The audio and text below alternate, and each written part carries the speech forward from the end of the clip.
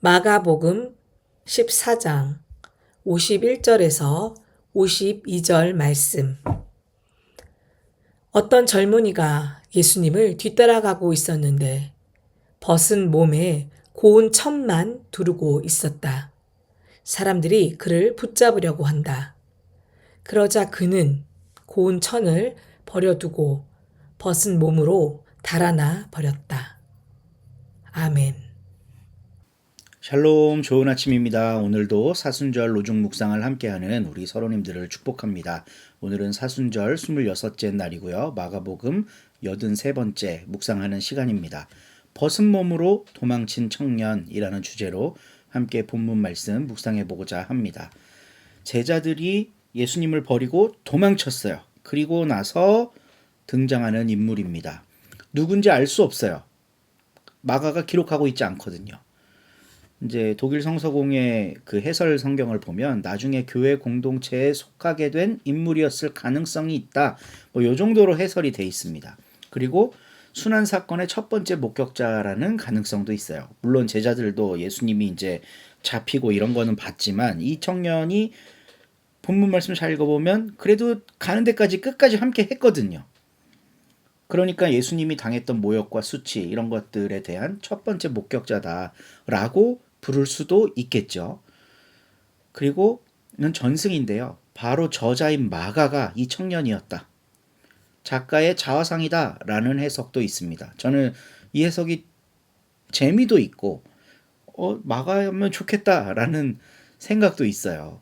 그래야 좀 마가복음이 좀 이렇게 뭔가 사실적으로 확 다가오지 않겠어요? 바로 이 사람이 마가였다. 뭐 렘브란트나 이런 성서 화가들을 보면 중요한 그림에 자기를 그려 넣어놓거든요. 그런 것처럼 마가도 이 중요한 순간에 자기 자신을 거기다가 배치시켜 놨을 수도 있겠다라고 해석해 볼 수 있습니다. 이게 사실이란 얘기는 아닙니다. 왜냐하면 증명되지가 않기 때문이에요. 결국 텍스트만 놓고 봤을 때 이 청년은 끝까지 익명입니다. 누군지 몰라요. 오히려 이게 본문의 의도일 수도 있죠. 그래서 오늘 우리가 이렇게 말씀 앞에 섭니다. 고대 세계에서 벗은 몸으로 도망치는 것은 수치의 극단적인 표현입니다. 이제 옷이불 같은 거 하나 이렇게 하고 도망가는데 그게 잡히니까 그것마저 버리고 달아난단 말이에요. 아무것도 남은 게 없이 떠나버리는 거죠. 이름도 옷도 체면도. 비단 이 청년뿐만 아니라 다른 제자들도 전부 도망갔습니다. 오히려 이 청년은 끝까지 따라가다가 도망치죠. 따라가다가 붙잡히자 버리고 도망갑니다. 저는 오늘 이 청년의 모습 속에 우리를 투영해 봤으면 좋겠어요.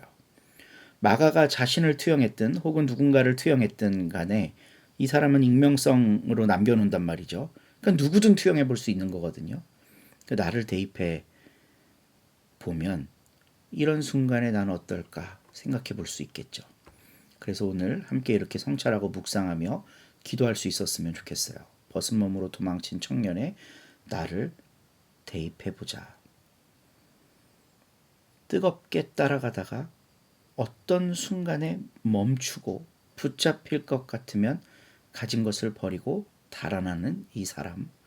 그 수치를 가슴에 안고 살아가는 사람. 근데 재밌는 건요. 본문이 이 청년이 나쁘다라고 정죄하지 않아요. 어떤 의도를 갖고 이랬다. 요한복음 같은 경우에 보면 가룟 유다가 돈을 사랑해 갖고 이제 이랬다고 그 의도를 기록하는데 저는 마가복음을 참 좋아하는 게 담백합니다. 의도가 기록되지 않아요. 그냥 단지 기록할 뿐입니다. 도망친 자도 마가라고 하는 복음서 안에 이 스토리 안에 남아있다는 것. 수치의 밤을 지난 이 사람이 새벽에 증인이 될 수도 있다는 이 가능성을 남겨두는 거죠. 이름을 기록하지 않았기 때문에 우리는 누구든 거기를 대입해 그 청년에게 대입해 볼 수 있고 오늘 나도 대입해 볼 수 있습니다. 익명이기에 이 청년은 오늘 우리가 될 수 있는 거죠. 이름을 감춘 채 순환의 현장 언저리를 맴돌다가 결정적 순간에 떠나갔던 모든 이들. 그러나 복음서는 그 사람에게조차 두 절 자리를 내어줍니다. 오늘도 승리하는 하루 보내세요. 샬롬.